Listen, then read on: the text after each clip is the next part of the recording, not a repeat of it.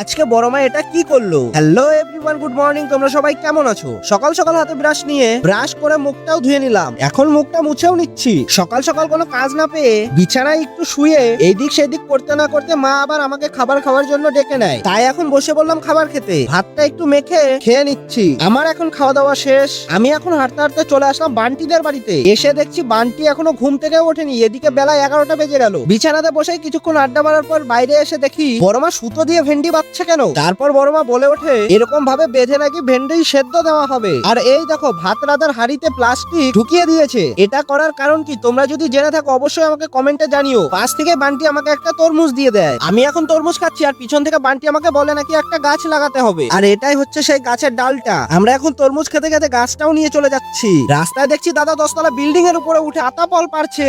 আর এই দেখো ফলগুলো কি সুন্দর পেকে লাল হয়ে গেছে। এখন তরমুজের বাকি অংশটা আমি গরুকে খাইয়ে দিলাম। আর তোমরা এই বাছুরটাকে দেখো কত সুন্দর না দেখতে। আমাদের বাড়ি থেকে হঠাৎ বান্টি কুদাল নিয়ে দৌড় মারে। তাই আমি ওর পিছন পিছন দৌড়াতে দৌড়াতে চলে গেলাম। বান্টি দেখছি গাছের ডালটা আর সে কুদলটা নিয়ে চলে যাচ্ছে। বান্টির এদিকে গর্ত করা প্রায় শেষ হয়ে গেল। আর আমিও গাছটাকে বেশ যত্ন সহকারে মাটিতে লাগিয়ে দিলাম। তারপর গাছের গোড়ায় জলও দিয়ে দিলাম। আমাদের এখন গাছ লাগানো কমপ্লিট। যদি এই ভিডিওটাতে 10K ভিউজ আসে তাহলে আমরা পরবর্তী ভিডিওতে 5টা গাছ লাগিয়ে দেখাবো। আজকের মতো এতটুকুই। ভালো লাগলে ভিডিওটাতে একটা লাইক করে দিও।